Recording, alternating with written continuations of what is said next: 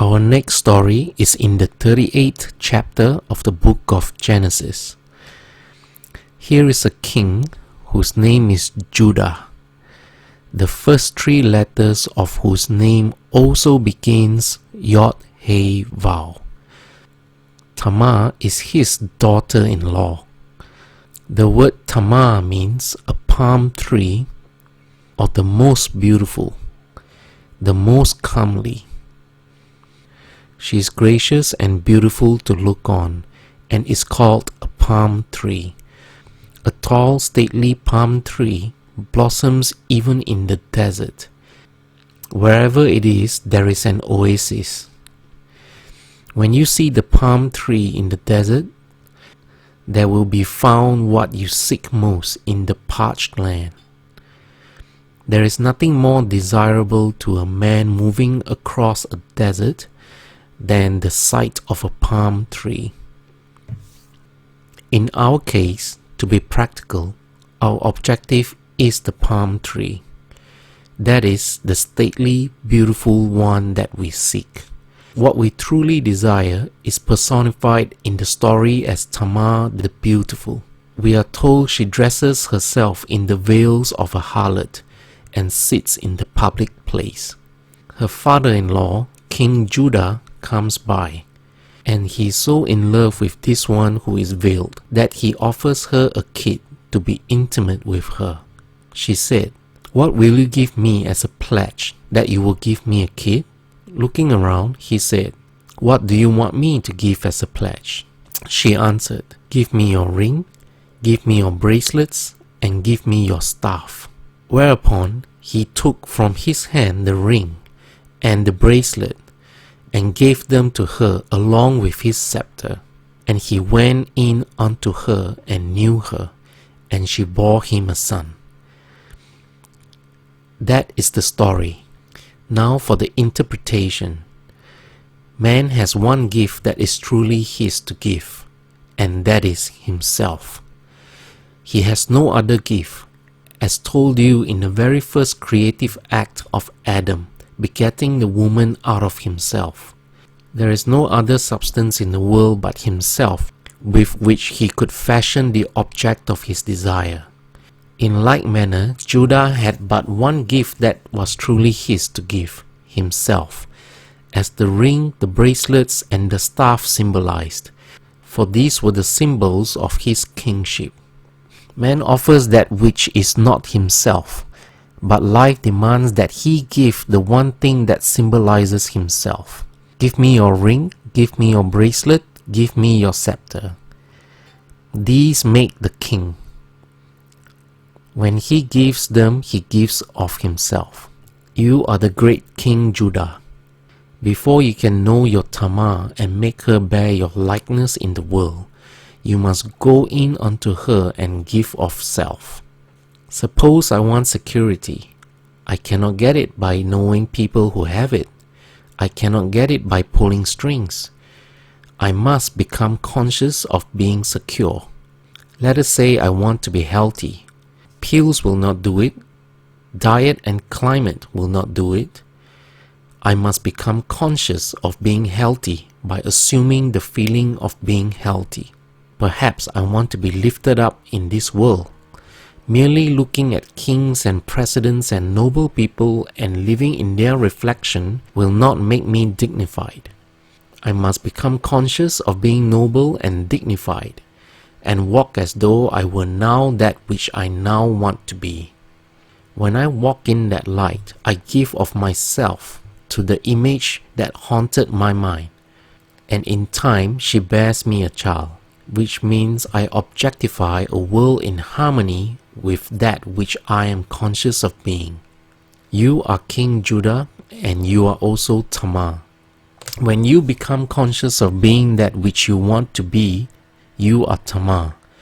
When you crystallize your desire within the world round about you, then you crystallize your desire within the world around you. No matter what stories you read in the Bible, no matter how many characters these ancient storytellers introduced into the drama, there is one thing you and I must always bear in mind. They all take place within the mind of the individual man. All the characters live in the mind of the individual man. As you read the story, make it fit the pattern of self. Know that your consciousness is the only reality. Then know what you want to be. Then assume the feeling of being that which you want to be and remain faithful to your assumption, living and acting on your conviction. Always make it fit that pattern. Our third interpretation is the story of Isaac and his two sons, Esau and Jacob. The picture is drawn of a blind man being deceived by his second son into giving him the blessing which belonged to his first son. The story stresses the point that the deception was accomplished through the sense of touch. And Isaac said unto Jacob, Come near, I pray thee that I may feel thee, my son, whether thou be my very son Esau or not.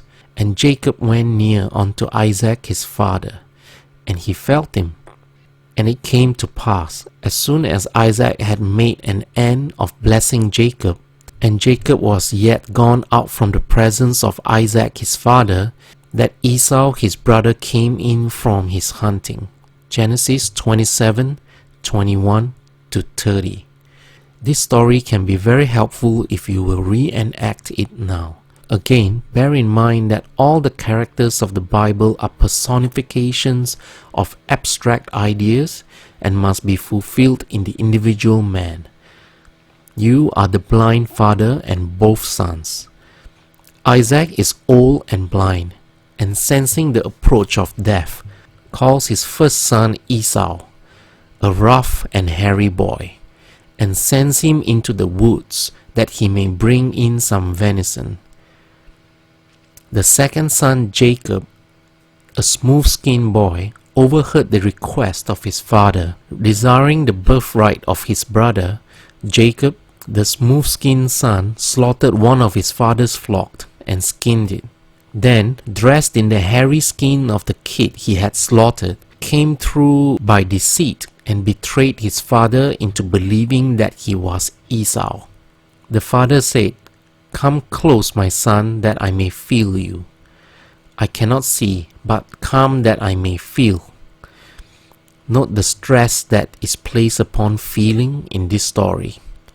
He came close, and the father said to him, The voice is Jacob's voice, but the hands are the hands of Esau. And feeling his roughness, the reality of the son Esau, he pronounced the blessing and gave it to Jacob. You are told in the story that as Isaac pronounced the blessing and Jacob had yet gone out from his presence, that his brother Esau came in from his hunting. This is an important verse. Do not become distressed in our practical approach to it, for as you sit here, you too are Isaac. This room in which you are seated is your present Esau. This is the rough or sensibly known world, known by reason of your bodily organs. All your senses bear witness to the fact that you are here in this room. Everything tells you that you are here. But perhaps you do not want to be here. You can apply this towards any objective. The environment in which you are placed. This is your rough or sensibly known world, or sun, which is personified in the story as Esau. What you like in place is your smooth-skinned state of Jacob, the supplanter. You do not send your visible world hunting, as so many people do, by denial. By saying it does not exist, you make it all the more real. Instead, you simply remove your attention from the region of sensation, which at this moment is the room round about you, and you concentrate your attention on that which you want to put in its place, that which you want to make real. In concentrating of your objective, the secret is to bring it here. You must make elsewhere here, and then now imagine your objective is so close that you can feel it, Suppose at this very moment, I want a piano here in this room. I see a piano in my mind's eye. Existing elsewhere does not do it. To see a piano in my mind's eye existing elsewhere does not do it.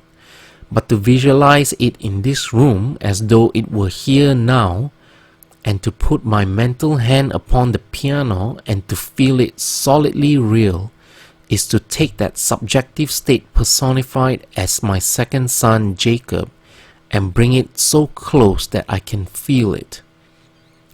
Isaac is a blind man. You are blind because you do not see your objective with your bodily organs.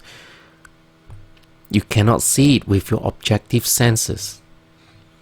You only perceive it with your mind, but you bring it so close that you can feel it as though it were solidly real now. When this is done and you lose yourself in its reality and feel it to be real, open your eyes. When you open your eyes, what happens? The room that you had shut out but a moment ago returns from the hunt. You no sooner gave the blessing, felt the imaginary state to be real, then the objective world, which seemingly was unreal, returns. It does not speak to you with words as recorded of Esau, but the very room about you tells you by its presence that you have been self-deceived. It tells you that when you lost yourself in contemplation, feeling that you were now what you wanted to be, feeling that you now possess what you desire to possess, that you were simply deceiving self.